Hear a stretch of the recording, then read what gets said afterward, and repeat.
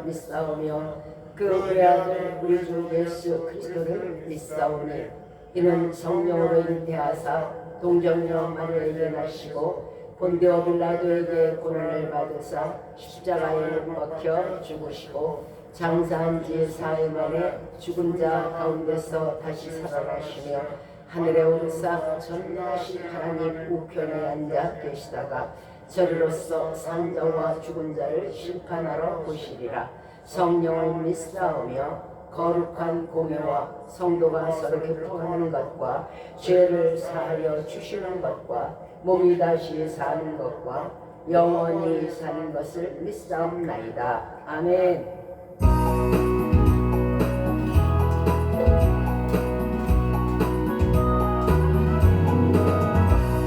오랫동안 모두 죄 가운데 빠져 어랑비가 한번 덮여버리니 아무 동료 없이 구원함을 얻어 하나님의 자녀 지금 되었네.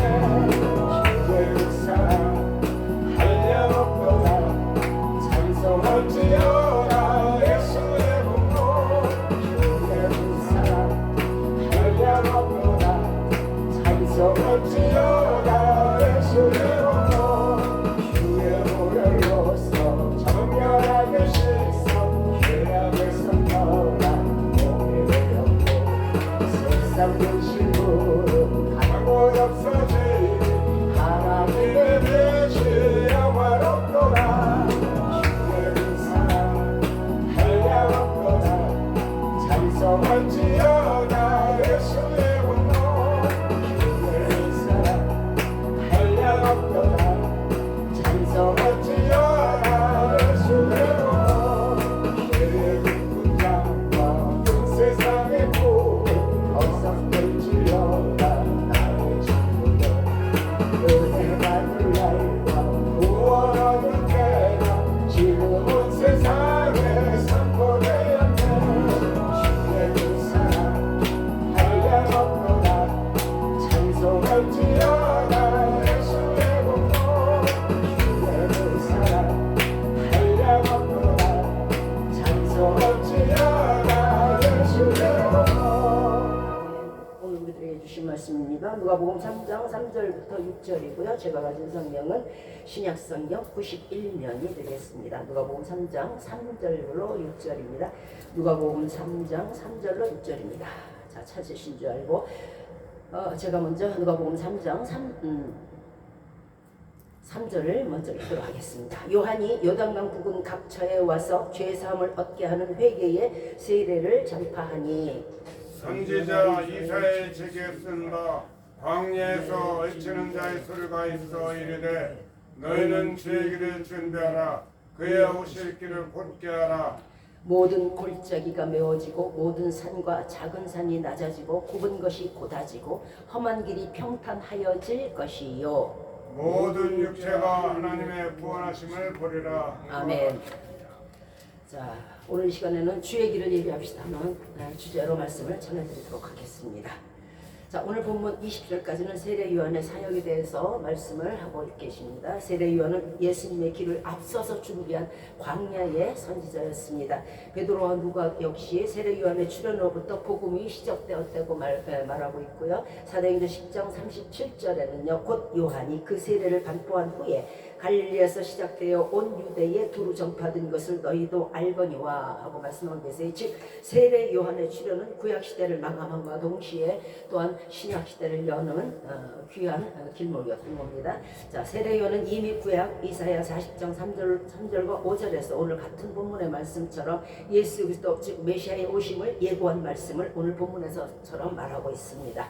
마태복음 11장 10절에 기록된 바 보라 내가 내 사자를 네 앞에 보내노니 저가 네 앞에 예비하리라. 이 말씀은 선지자 세례 요한에 대한 말씀입니다. 이 세례 요한은 자신의 사역을 보증한 외적인 장식이 아무것도 없었어요. 말하자면 무슨 그 공회의 당원도 아니었고, 그는 회당의 랍비도 아니었어요. 누구를 가르치는 사람도 아니었고, 또 지도층이 가지고 있는 이른바 그 당시에 그 지도층이라면 다 마차가 있었다 그래요. 마차도 없었고요. 또 성읍의 그 유지들과 친분도 없었어요. 마태복음 3장 4절에서 이 요한은 약대 털옷을 입고 허리에 가죽띠를 띠고 음식은 메뚜기와 돌에서 나는 석청이었더라. 근데 이 우리가 이렇게 꿀이라고 생각하면 굉장히 비싸 보이잖아요. 이 당시에 그 석청과 메뚜기는요 가장 천한 음식 중에 하나였습니다. 그런데도 요한의 설교를 듣기 위해서 많은 사람들이 이제 몰려왔어요. 요한에게로. 그 이유는 당시 종교 부패상이 너무 컸던 거예요. 네, 정말 바리새인들이고 뭐고 아주 뭐 지금이랑 별로 다를 것도 없습니다만은, 자 그런데 그들과 조금도 요한은 타협하지 않았어요. 명예도, 세상의 명예도, 세상의 부도, 세상의 권세도 탐하지 않았어요. 그의 설교는 그래서 진실성이 있었던 거예요. 진실한 힘이 그에게 있었어요. 왜? 세상 것을 탐하지 않으니까. 외적인 자격이 아니라 그가 전하는 메시지는 내적인 진실성이 있었던 겁니다. 예수 그리스도의 말씀은요 외적으로 말씀을 전하는 게 아니잖아요. 그리고 자신의 말을 하는 게 아니에요. 성령님도 자유로 말하지 않으신다고 말씀하셨거든요. 우리는요 말씀을 들을 때나 전할 때나 거기에 사람이 포함되면 그 설교는 이미 진실성을 잃어가고 그 말은 이미 진실성을 잃어가는 것이에요. 자, 요한은 마태복음 3장 2절에서 회개하라, 천국이 가까웠느니라 하고 첫 외침을 외쳤습니다. 그런데 예수님 역시 마찬가지였어요. 예수님 역시 첫 사역 시에 마태복음 4장 17절에서 예수께서 비로소 전파하여 가로사대 회개하라, 천국이 가까웠느니라, 이 말씀을 동일하게 했다는 말씀이에요. 자, 진실한 회개자의 그 설교가 뭘까요? 진실한 회개자의 설교는요 회개하라예요. 일단 회개가 되고 나야 복을 받는 거예요. 회개가 없이 복을 받는 건 저주예요. 진실한 선지자는 회개를 외칩니다. 요한이 만일 회개하라는 복음을 전하지 않았다면 그는 옥에 갇힐 일도 없었고 또 참수를 목을 베임을 당하는 일도 없었을 거예요. 마가복음 6장 16절 이하에서 헤롯 왕이 자신의 동생인 빌립이라는 그 동생의 아내를 자기가 또 장가를 들었어요. 그런 일도 있나 봐요. 자, 그러니까 세례 요한이 헤롯 왕에게 직접 대놓고 얘기를 합니다. 당신이 당신의 동생의 아내를 취한 것은 큰 죄입니다. 이렇게 얘기를 했어요. 그랬더니 이거를 그 시집 온 여자겠죠. 그 아내 헤로디아라고 그랬는데 헤로디아가 이 얘기를 들었어요. 그리고 이때서부터 요한은 나의 원수, 요한은 나의 대적이 된 거예요. 그 말했다고. 그것이 죄라고 얘기를 했다고. 그래서 자기 그 헤롯 왕에게 자꾸 얘기를 해요. 요한을 죽여줘요. 요한을 죽여줘요. 그런데 헤롯은 가만히 보니까 사람들이 요한은 의인이고 요한은 경건하고 요한은 거룩한 사람이다라는 그런 인식이 있었던 거예요. 그러니까 이런 사람을 죽인다는 거에 대한 일말의 두려움이 있었겠죠. 그러니까 자꾸 차일피일 미루게 됐어요. 빨리 죽여주세요. 빨리 죽여주세요 하는데 저거 내 대적이에요. 감히 누구 앞에서 죄래? 그런데 마침 기회가 온 거예요. 헤롯 왕의 생일에 천부장 다 부르고 성읍의 유지들, 갈릴리의 유지들 다 불러놓고 이제 큰 잔치를 했어요. 헤롯 왕의 생일이라고. 그런데 헤로디아의 딸이 있었는데 살로메였어요. 살로메가 들어와서 춤을 춘 거예요. 축하하는 춤이겠죠. 자, 그런데 이 헤롯 왕이 거기에 아주 흠뻑 빠져버렸어요. 와, 저렇게 아름다울 수가. 그러니까 그 아이를 불러가지고 살로메를 불러가지고 이렇게 얘기해요. 내가 너에게 무엇을 줄까? 네가 원하는 거 내가 다 줄게. 그리고 또 얘기를 해요. 네가 원한다면 내 땅의 반이라도 너에게 줄게. 이렇게 얘기를 해요. 그러니까 너 그 어미의 그 딸이라고 들어가고 그 어미라고 속닥속닥 엄마 우리가 무엇을 달라 그럴까? 그러니까 또 그 어미가 너 다른 거 다 말고 요한의 목을 소반에 담아서 갖고 오라 그래. 이렇게 얘기를 한 거예요. 아주 둘 다 잔인성이 극에 달했어요. 그러니까 헤롯 왕이가 와가지고 이 살로메 딸이 얘기를 합니다. 아버지 요한의 목을 탁 쳐서요 소반에 담아서요 내게 주세요. 이렇게 얘기를 하는 거야. 잔인하죠. 그 꼬마애가. 그러니까 헤롯 왕이 이러지도 저러지도 못하는 거예요. 왜? 그 많은 사람들 앞에서 내가 내 땅의 반이라도 주겠다고 맹세를 했잖아요. 그러면 그것을 안 들어준다면 그 맹세가 뭐가 돼요? 헛맹세가 되는 거잖아요. 그럼 그 사람들 앞에서 비웃음거리가 되잖아요. 어쩔 수 없이 시위병을 시켜요. 야, 가서 요한의 목을 쳐서 소반에 담아 가져와. 시위병이 하면 어떻게 해요? 가서 실제로 요한의 옥에서 요한을 끌어내서 목을 쳐가지고 참수를 해서 그걸 또 소반에 담아요. 그래갖고 갖다 줘요. 헤로디아에게.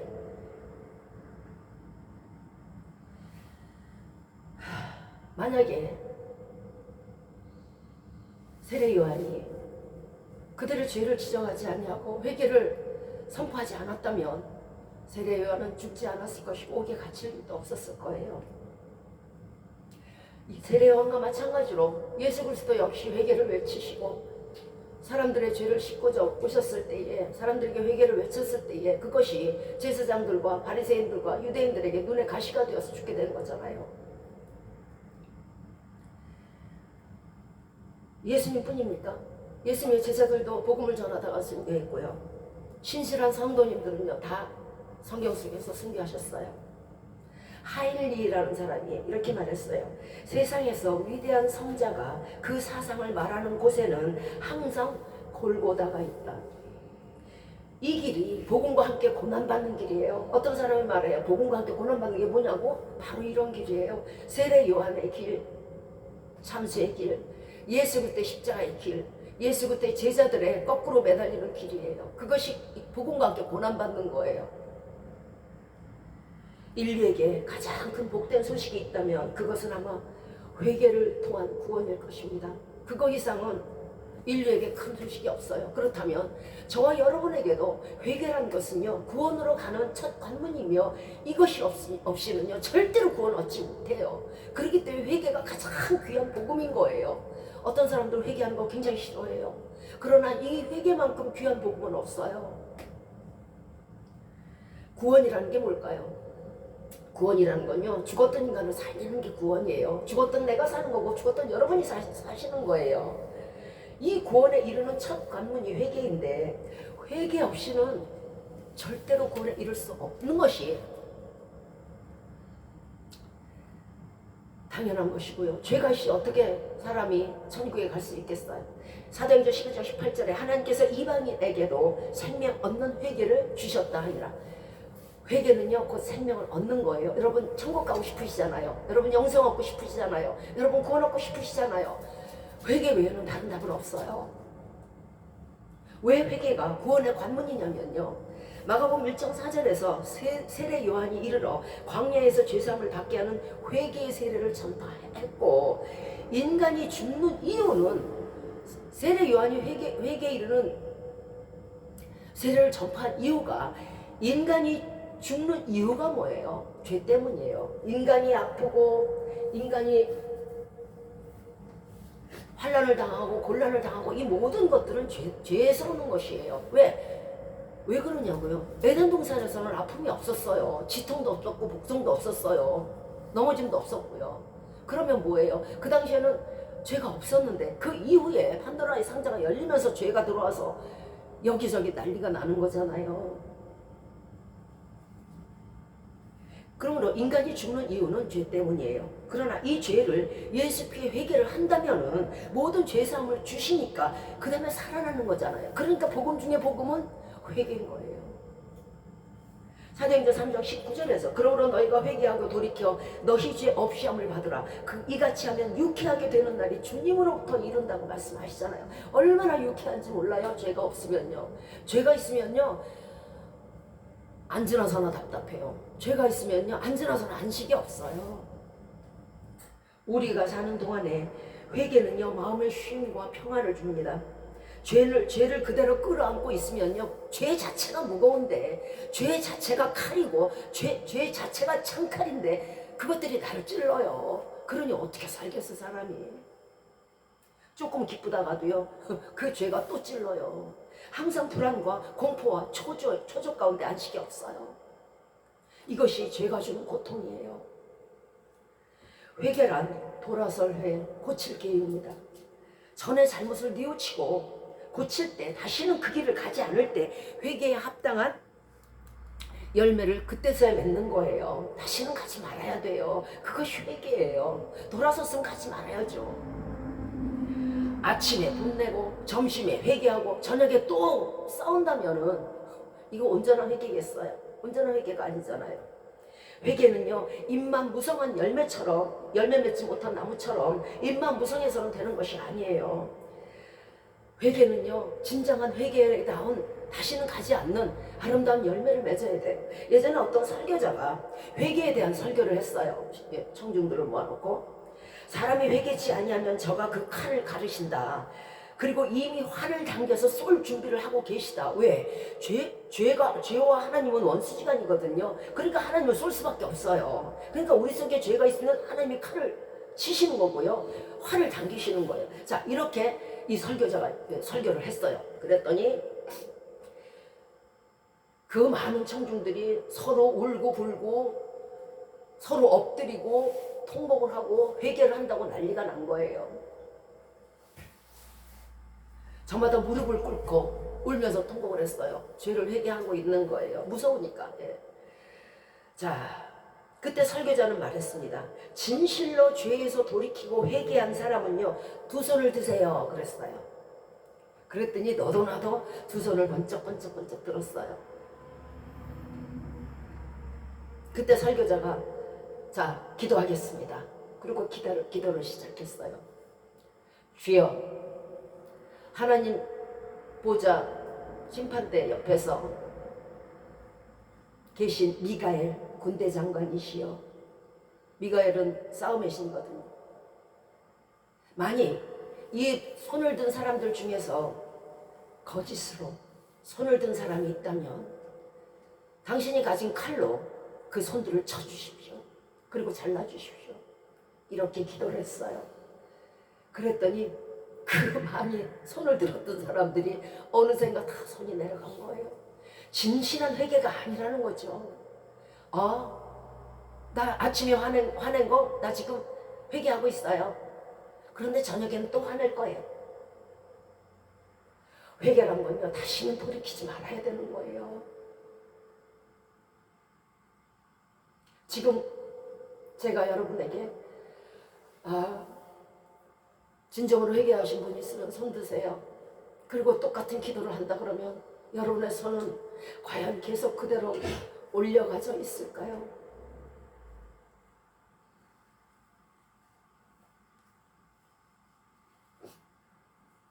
우리의 오산이 있어요. 뭐냐면 회개를 일시적인 거라고 생각하는 거예요. 아유, 내가 아침에 내 친구랑 싸웠거든. 아유, 회개해야지. 그러고 나서 그 친구 안 봐. 안 봐요.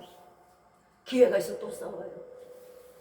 회개는요, 일시적인 게 아니에요.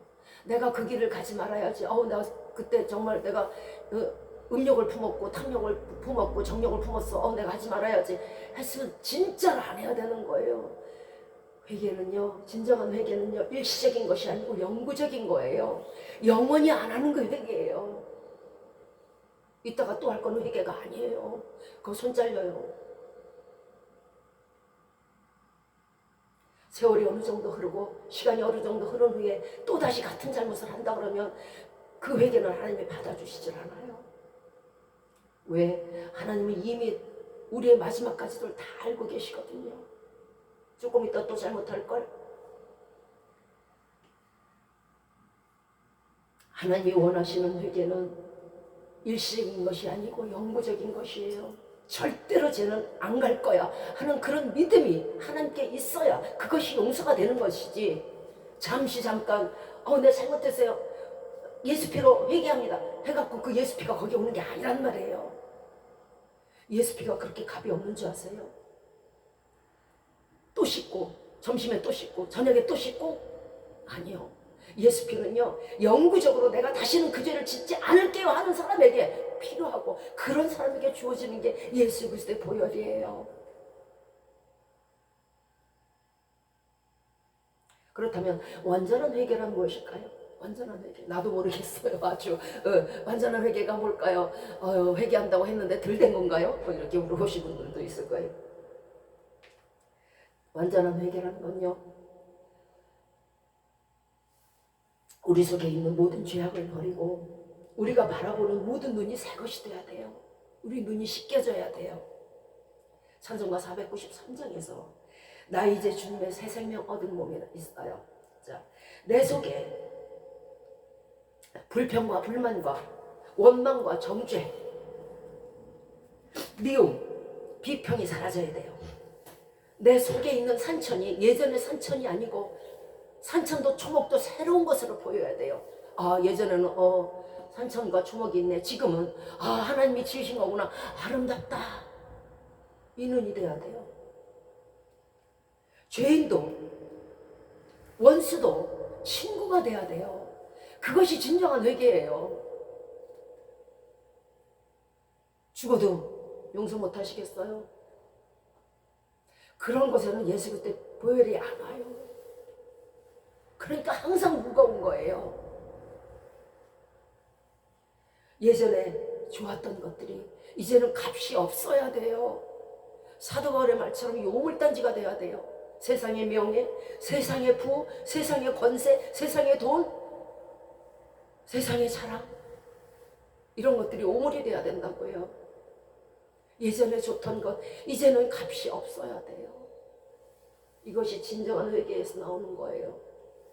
여전히 세상 거 좋아하고, 여전히 세상 권세 좋아하고, 여전히 사람 앞에 나서는 거 좋아하고, 여전히 사람 위에 군림하는 거 좋아하고, 어깨에 힘이 들어가고 몇십 년이 날 것 같아요. 그러고 나서는요, 진정한 명예는 하늘에서 얻는 것이지, 영원히 없어지는 명예는 하늘에서 주시는 것이지, 그날에 영원히 없어지는 명예를 얻는 것이지, 이 땅에서 5년, 10년, 15년, 20년, 30년, 50년, 80년 그럼 뭐에다 쓸 건데요? 어차피 마지막인데, 어차피 끝날 건데요. 돈 다 두고 갈 건데요. 그것들이 오물이 돼야 되고 쓰레기가 돼야 돼요. 내 눈이 변해야 돼요. 예수 피로 회개로 씻은 눈은요 달라요. 보는 눈이 다르고 보는 관점이 다르고 보는 생각이 달라져요. 다시는 그 길을 가지 말아야 돼요. 이것이 죄를 회개하고 예수 피로 새 생명을 얻은 자의 모습이에요. 아직도 세상이 그대로 보이세요? 좋은 차가 보이고 좋은 집이 보이세요? 세상에 명예 있는 자가 보이고 권세 있는 자가 보이세요? 자, 세례 요한은 예수님의 길을 예비한 영광을 얻은 사람이었습니다. 자, 예전에도 왕이 어디 이제 자신의 영토를 여행할 때 행차한다고 그러죠. 그럴 때 미리 사람들을 보내서 뭐 걸림돌이 있으면 치우고, 뭐 바위가 있으면 치우고, 많은 뭐 나무 같은 것들이 있으면 잘라서 없애고, 물이 있다면 그 다리까지 놓고 그랬잖아요. 지금도 물론 그럽니다만은. 오늘 보면 4절에서 광야에 외치는 자리에 소리가 있어 가로되 주의 길을 예비하라, 그의 첩경을 평탄케 하라 말씀하셨어요. 첩경이라는 건 빠를 첩자 또 지름길 경입니다. 어떠한 일에 이르기에 쉽고 빠른 고든 길을 첩경이라 그래요. 자, 세례 요한은 어떤 사명의 택함을 받았냐면요, 예수님 오시기를 사모하여서 기다리는 거, 예수님 오세요, 예수님 오세요 기다리는 그런 마음을 사람들에게 심어주는 사명을 받았어요. 또 구원자의 필요성을 절실히 느끼는 거야. 난 죄에 대해서 죄가 너무 무거워. 이 죄를 사이를 사람이 누가 물로 씻어도 안 되고 기름으로 씻어도 안 되고 드럼통통에 갖다 놔도 안 되고 어떻게 하면 좋지? 이 죄를 온전히 씻어주실 분이 와야 되는데 그게 구세주인데 구세주를 절실히 애타게 기다리는 심정을 가리키는 것이 또한 사도 요한의 사역이었어요. 그 다음에는 죄를 회개하는 거예요. 죄 때문에 모든 것이 사람들이 힘들고 죄 때문에 환난을 당하고 죄 때문에 지옥을 가니까, 자, 죄를 회개하는 그런 회개를 시키는 사역을 받았어요. 또 그 다음에 예수님을 믿고 사랑하고 따르고 순종하는 그런 믿음을 가리키는 것이 또한 세례 요한의 사역이었습니다. 자, 이제 우리는 예수님이 다시 오시기를 기다리는 사람들이에요. 우리 역시도 얼마든지 세례 요한의 사명을 감당할 수 있을 거예요. 우리가 요한처럼 주의 길을 예비할 수 있는 성도의 직분을 주신 것은요, 큰 영광인 거예요. 왕이 지나가는 길도 몇 명이 뽑혀서 그 길을 닦게 했거늘, 하물며 그 크신 만왕의 왕이신 하나님이 오시는 데에 우리가 그 길을 예비할 수 있는 그런 권리를 가지고 그런 권세를 가졌다면 이것이야말로 진짜 큰 권세가 아니겠어요? 자, 우리 자신의 집에는 거치는 돌이 없어야 돼요.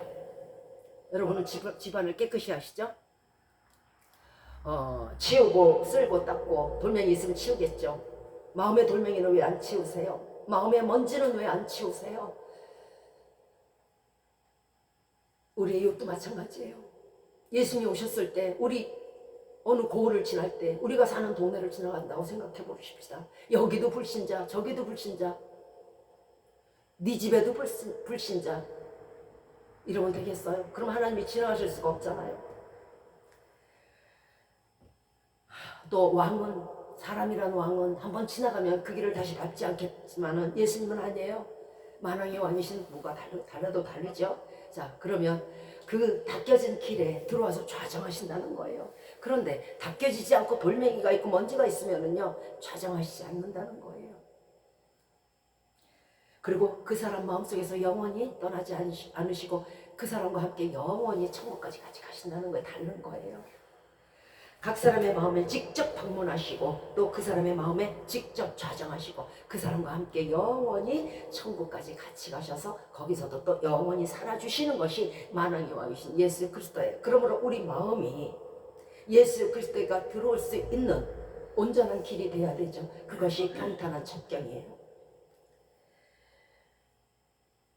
본문 4절에서 광야에 외치는 자의 소리가 있어 주의 길을 예비하라, 주의 첫경을 평탄케 하라 하시는 말씀은요, 주님을 맞이할 마음과 자세를 가지라는 얘기예요. 세상에서도 귀한 손님이 오면 어떻게 해야 돼요? 막 집안을 청소하고 좋은 옷을 입고 그렇겠죠? 자, 그러면 예수 그리스도께서 오시는 그 날을 기다리며 예수님 오시는 그 날까지 우리가 우리 마음을 청소하고 우리 육신을 청소해야 되지 않겠어요? 본문 5절에서 골짜기는 메워지고 라고 말씀하고 계세요. 이 말씀은요, 골짜기는 뭘까요? 우리 죄악의 골짜기예요. 푹푹 죄 하나 던지면 푹 파이고요, 또 하나 던지면 푹 파이고요, 또 하나 던지면 푹 파여서 그것이 넘치고 넘쳐서요, 위로 올라가는 게 아니고 밑으로 푹 파였다는 거예요. 그것이 죄악의 골짜기예요.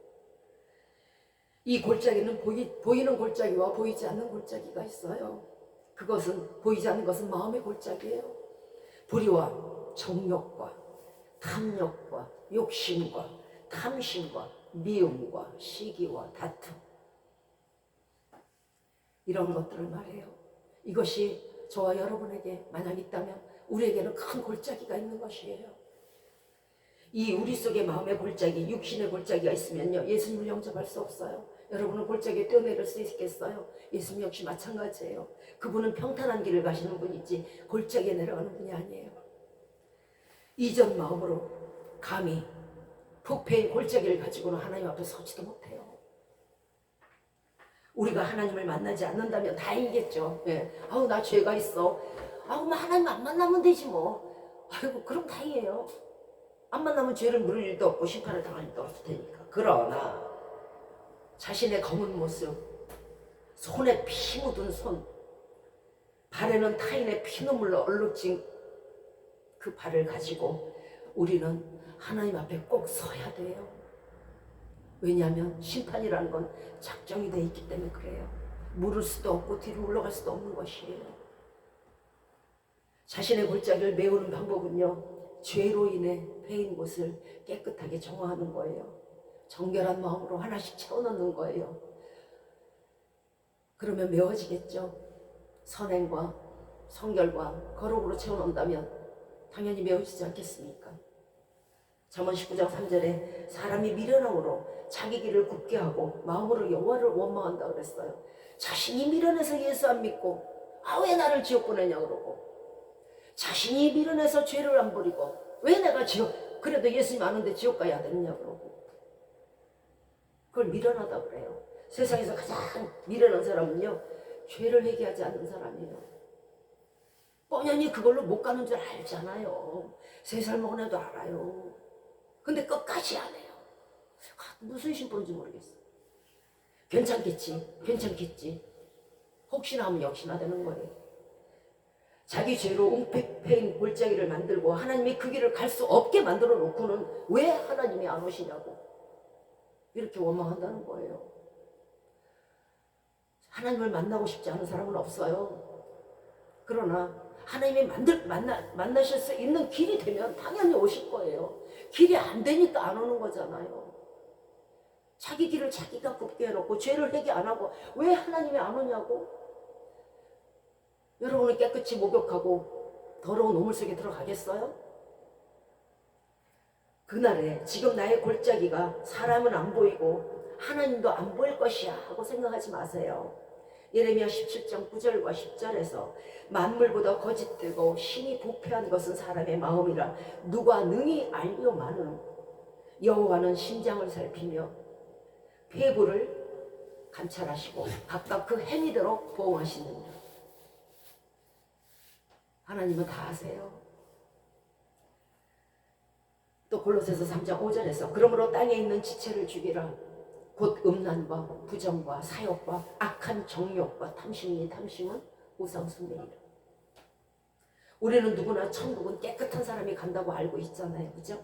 예. 천국 더러운 사람이 간다고 생각하는 사람 한 명도 없잖아요. 그러면 더러운 사람은 갈 수 없다는 말이잖아요. 그러면 사람을 더럽히는 건 뭘까요? 왜 내가 천국을 못 갈까? 왜 내가 더러워졌을까?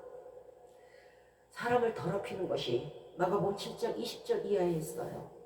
사람에게서 나는 그것이 사람을 더럽게 하느니라. 곧 사람의 마음에서 나오는 악한 생각, 음란과 도적질과 살인과 간음과 탐욕과 악독과 속임과 음탕과 흘기는 눈과 중상모략과 욕설 그리고 어리석은 짓이에요. 이것이 사람을 더럽게 해요. 나는 살인하지 않았어요. 말하지 마세요. 마음속으로 얼마나 많은 사람을 죽이셨습니까? 저 역시 마찬가지였습니다만 마음의 살인도 살인인 거예요. 저거 보기 싫어 죽겠어. 쟤는 왜 저래? 이게 살인이라고. 중상과 모략. 이 모든 것들이 우리 속에서 나와서 우리를 더럽게 해요. 그래서 더러운 자는 천국에 갈 수 없기 때문에 이것들이 우리에게 있다면 이것들이 나와서 나를 더럽게 함으로 나는 천국에 못 가는 거예요. 에베소서 5장 5절에 너희도 정녕 이것을 알거니와 음행하는 자나 더러운 자나 탐하는 자나 곧 우상 숭배자는 다 그리스도와 하나님 나라에서 기업을 얻지 못한다고 그랬어요. 죄사함을 얻는다는 것이 이렇게 무서운 거예요. 죄사함을 받지 못하면요, 너희도 정녕 이것을 알잖아요. 천국은 깨끗한 사람이 가는 것, 천국은 더러운 사람이 가지 못하는 것. 너희도 정녕 이것을 알잖아요. 그러면 깨끗해져야 되지 않겠습니까? 아마 그날에 심판대에 쭉 섰을 때 우리의 죄가 회개하지 않은 죄가 다 드러나잖아요. 많잖아요. 하나님이 너는 지옥길로 가라 말하기 전에 거기 있는 사람들이 다 얘기할 거예요. 뭐 저런 사람이 다 있어. 저 사람 지옥 보내요. 우리가 예수 그리스도를 믿는다는 것은요, 그대로의 죄된 몸에다가 예수 그리스도 옷을 걸치는 게 아니에요. 나 집사야, 나 권사야, 나 목사야, 이걸 걸치는 게 아니라고. 예수 그리스도가 우리를 위해서 흘리신 물과 피의 희생을 받아서 예수 그리스도를 믿게 됐으면 우리도 희생을 해야 될 거 아니에요. 희생을. 뭘 희생해요? 죄를 벗어야 될 거 아니에요. 죄를 버려야 되는 거 아니에요. 내가 좋아하던 것, 내가 예전에 그토록 사랑했던 것 버리는 희생이 있어야 된다고요. 희생을 받았으면 그 정도의 희생을 해야 될 거 아니에요. 목숨을 버리는 희생보다 그게 더 커요? 내 자신을 죽이고 내 자아를 죽이는 거, 그것이 희생이에요. 그것조차도 못하겠다면 어떻게 해야 돼요? 예수 그때 보혈이 그같이밖에 안 됩니까? 우리 죄를 회개하면 우리의 골짜기가 메워질 것이요, 복음을 전한다면 세례 요한처럼 주의 길을 예비하는 자가 되는 것이에요. 본문 5절에서 모든 산과 작은 산이 낮아지고라고 말씀하셨거든요. 자, 낮아진다는 것은요, 겸손을 의미해요. 겸손하고 낮아진 마음에 낮아야 사람이 다닐 수 있잖아요. 높은데 어떻게 다녀? 용서 조산도 못 올라가겠구만은. 주님의 은혜를 받고 성령의 은사는요, 낮아진 사람들이 받아야 돼요. 낮아지지 않은 상황에서 얕은 우물, 금방 물이 말라요. 성령이 말라요. 그래갖고 세상 유혹, 세상 권세, 세상 자랑, 세상의 모든 물질에 휩쓸려 가지고요, 금방 말라버려요. 그 다음에는 뭐가 되는지 아세요? 그나마 조금 있던 겸손이요, 있음으로 말미암아, 가짐으로 말미암아, 권세가 있고 돈 있음으로 말미암아, 그 다음에 교만으로 바뀐다고요. 자기를 죽여요. 겸손한 마음으로 예수님을 섬기고, 겸손한 마음으로 예수님을 모시고, 겸손한 마음으로 성령님을 모셔야 되는 거예요. 낮아지지 않은 마음에 예수 그리스도를 걸치지 마세요.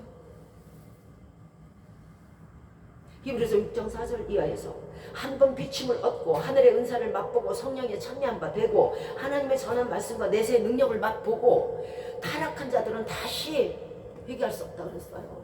이거는요 영원히 죽는 거예요. 영원히. 아유 뭐 이 모습 이대로 내가 뭐 예수 그리스도 은혜 받고 나 부하고 나 권세 있고 나 출세하고 그러면 되지. 그거는요 자신이 죽이는 거라사의 광인이 되는 거예요. 우리에게 교만과 거만이 있다 그러면요 그 산을 깎고 낮추시기 바래요. 그래서 누구나 오름직한 작은 동산이 되시기 바래요. 예수님이 그러셨잖아요. 제자들의 발을 씻으셨잖아요. 우리는 어떻게 보면 예수님보다 얼마나 더 교만한지 몰라요.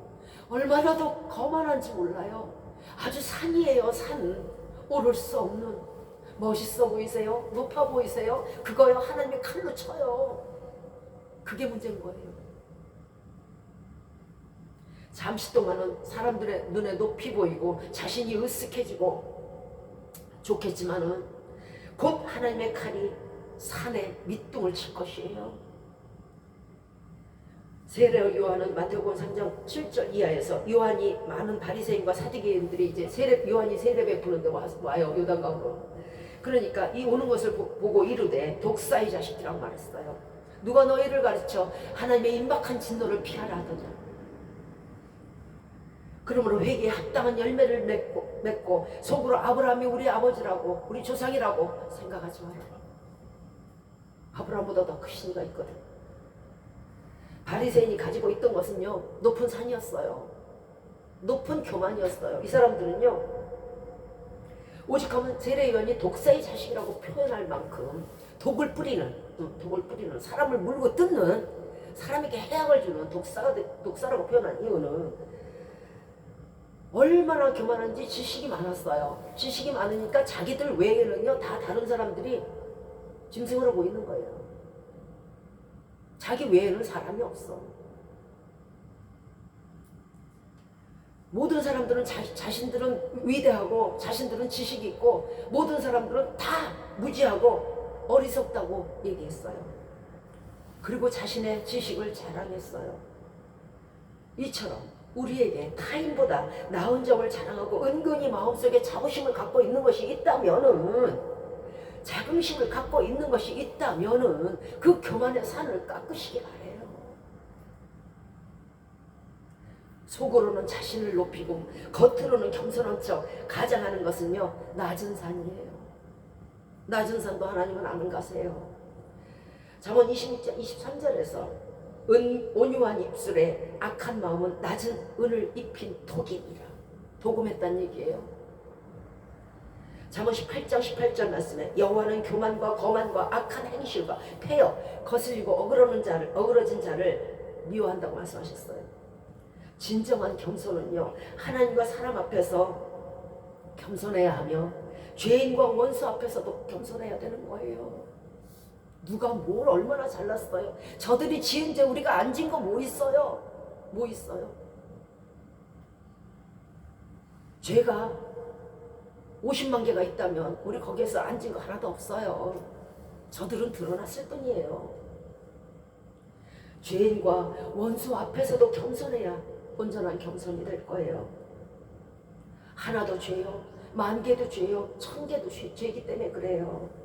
다 같은 죄인임에도 예수 피로 죄사함을 받았으면 더 겸손해야 되지 않겠어요? 아우 나는 죽었던 애야. 그런데 저 사람은 아직 예수 안 믿고 못 살았는데 나는 살려주셨네. 이 얼마나 큰 감사인가. 이 얼마나 큰 영광인가. 오히려 더 감사해야 되지 않겠어요? 그것이 어떻게 해서 교만과 자랑거리가 됩니까? 머리가 숙여져도 땅에 박아도 모자랄 판이에요. 감히 고개를 들 수 없는, 항상 늘 울어도 하나님의 은혜 갚을 수 없는 그런 죄인임을 인식하는 것이 회개의 열매예요. 잠언 29장 23절 말씀에 사람이 교만하면 낮아지게 되겠고 마음이 겸손하면 빛나는 영예를 얻는다 그랬어요. 영예를 얻고자 함이 아니에요. 당연히 낮기 때문에 그래요. 당연히 감사하기 때문에 낮은 거예요. 마태복음 23장 12절 말씀에서 누구든지 자기를 낮추는 자는 높아지고 자기를 높이는 자는 낮아진다고 말씀하셨어요. 우리 안에 산과 언덕은 거만하고 교만하고 하나님 앞에서 그야말로 주제넘은 거예요. 주제넘은 거. 요따만한 거 갖고 자랑하고 요따만한 거 갖고 교만하고 요따만한 거 갖고 자긍심을 갖고 사람 앞에서 거만하고. 하나님은 하나님의 그 크신 하나님이 신이 사람 앞에서 겸손했는데 어떻게 우리는 사람임에도 사람과 하나님 앞에서 거만하냐고, 교만하냐고. 이게 말이 돼요? 시편 101편 5절 말씀에서 눈이 높고 마음이 교만한 자를 내가 용납지 않으신다고 말씀하셨어요. 본문에서 굽은 것이 고다지고 라고 또 말씀하셨습니다. 굽은 것이라는 건요, 우리 속에 거짓과 위선이에요. 간사하고 악독하고 싸납고 불의와 타협하고 불평과 불만이 있고 이런 것들을 제거하라는 거예요. 데살로니가전서 5장 18절 말씀에 범사에 감사하라고 그러셨어요. 범사라는 건요, 좋은 일이든 나쁜 일이든 악한 일이든 굳은 일이든 억울한 일이든 말도 안 되는 일이든 감사하라는 거예요. 그것이 범사예요. 그 모든 것에 감사해야 할 이유가 있어요. 감사로 제사를 드리면 하나님을 영화롭게 한다고 그랬잖아요. 그렇죠? 그러면 우리가 억울하고 분하고 말도 안 되고 하는 일들을 오히려 감사한다 그러면 하나님께서 우리에게 상을 주실 거 아니에요. 왜? 하나님을 영화롭게 했으니까. 그것이 어그러진 것들 바로 세우는 감사의 제사예요. 나쁜 일도 굳은 일도 슬픈 일도 우리는 감사하면 상을 받게 돼 있어요. 시편 30편 5절 말씀에서 저녁에는 울음이 기습할지라도 아침에는 기쁨이 찾아오리라 말씀하셨잖아요. 모든 나쁜 일을 기쁜 일로 채워주시는 상을 주시기 때문에 억울한 일이든 기가 막힌 일이든 말도 안 되는 일이든 화가 나는 일이든 분이 나는 일이든 감사하는 거예요. 그분을 입 밖으로 내지 마세요. 우리는 세상을 살아갈 때 정말 억울하고 답답하고 화나는 일이 있어요. 그러나 그 모든 일은요, 살아계신 하나님이 처리하실 것이에요. 나는 재판장이 아니고 재판을 받는 입장이에요. 죄인의 입장이라고. 하나님께 맡기시기 바래요. 우리가 아무리 지혜로운 척, 아무리 의로운 척, 아무리 착한 척 해봐야 하나님보다 더 착하세요? 하나님보다 더 의로우세요? 하나님보다 더 공의로우세요? 그러면 하세요. 잠언 3장 6절에 너는 범사의 그를 인정하라.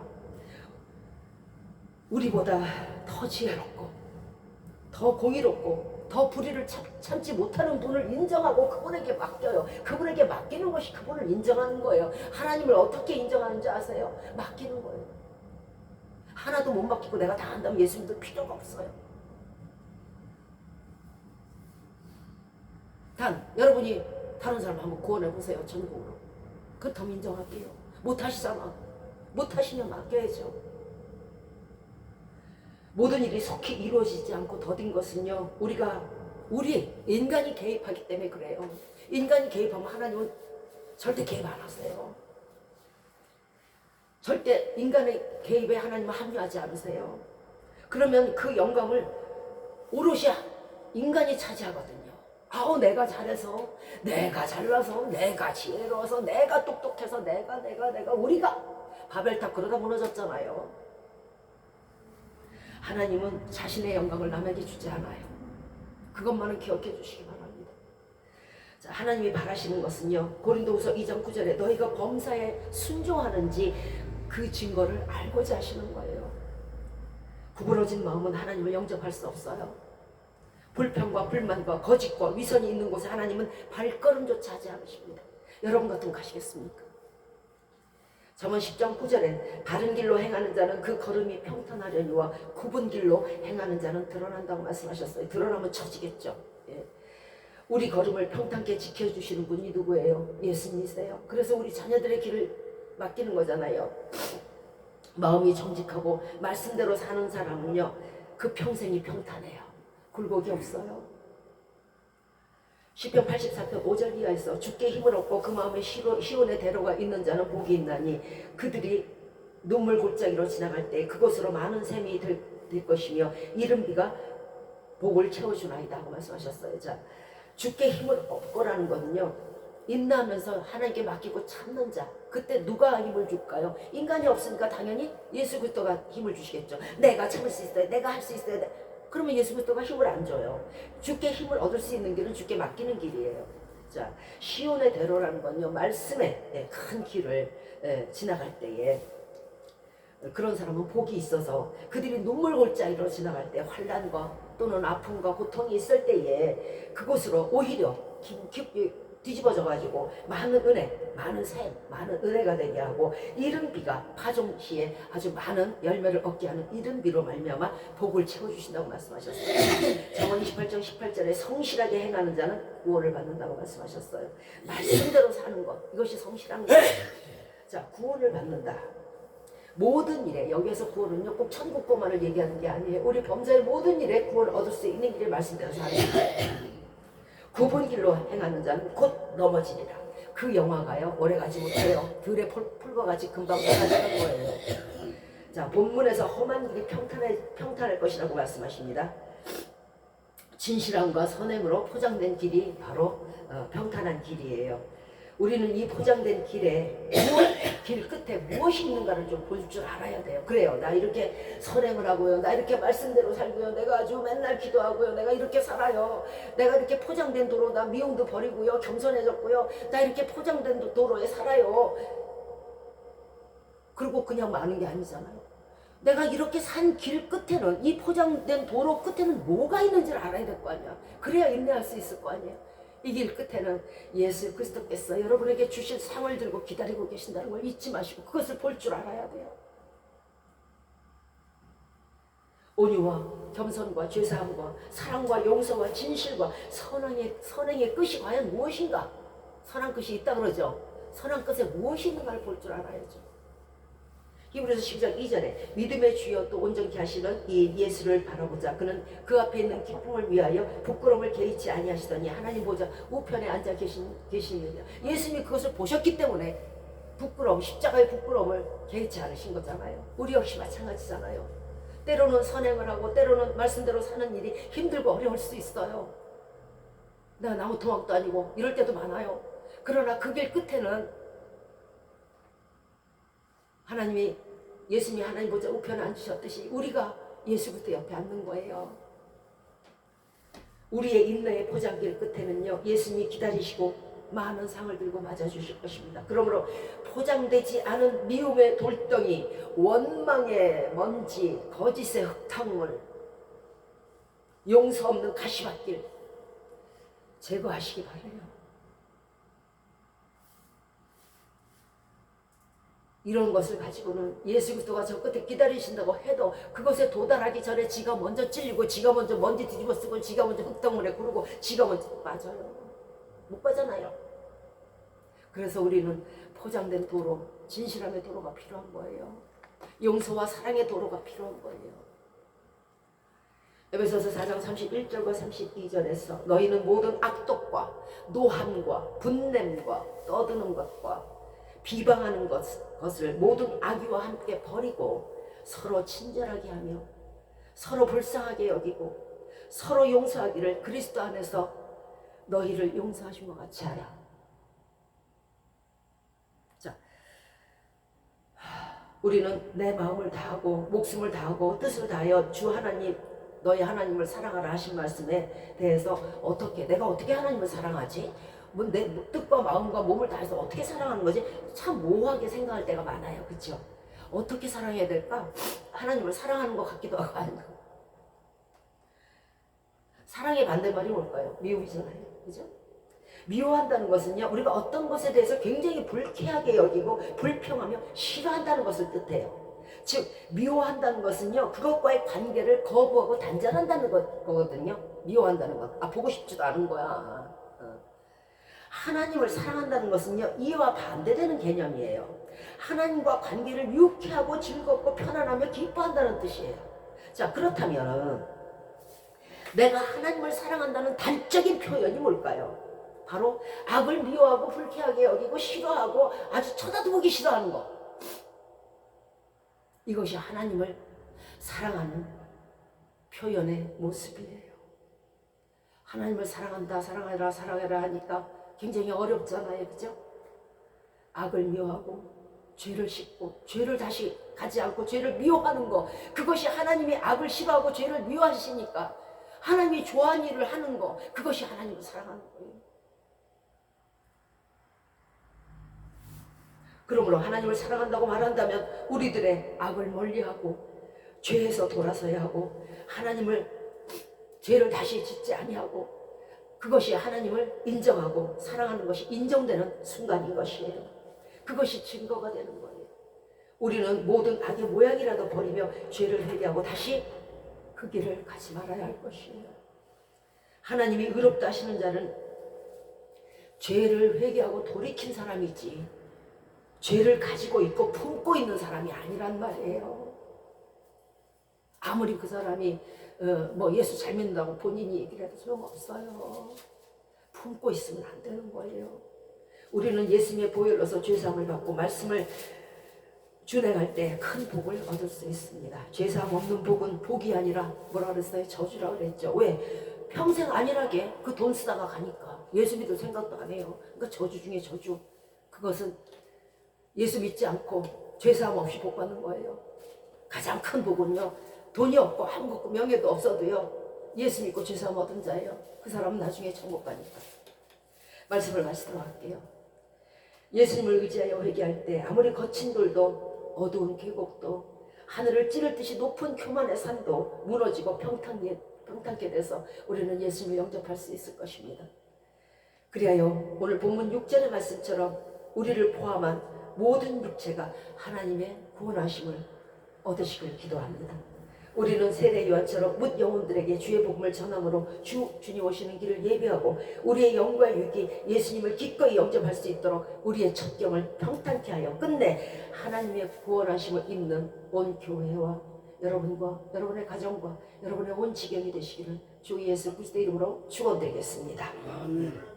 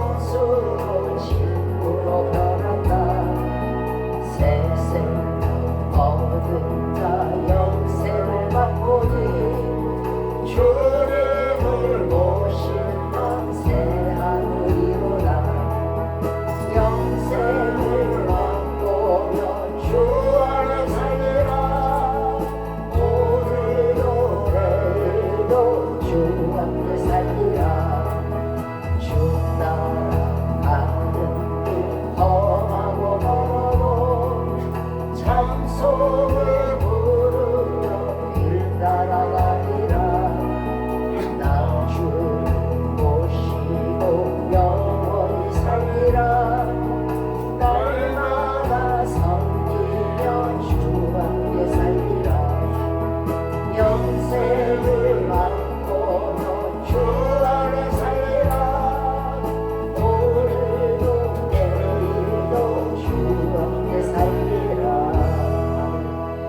기도와 주기도문으로 오늘 예배를 마치도록 하겠습니다.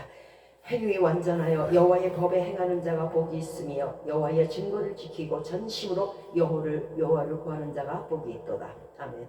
이제부터 우리 주 예수 그리스도의 은혜와 하나님의 사랑하심과 성령의 인도 보호 내주하심이 주께서 오실 길을 전도로 예비하며 우리 몸과 마음의 첩경을 평탄케 하여 예수님을 영접하기로 이 시간 마음에 결심하고 다짐하는 우리 머리 위에 이제로부터 영원토록 함께 없이기를 주 예수 그리스도의 이름으로 축원드리옵나이다.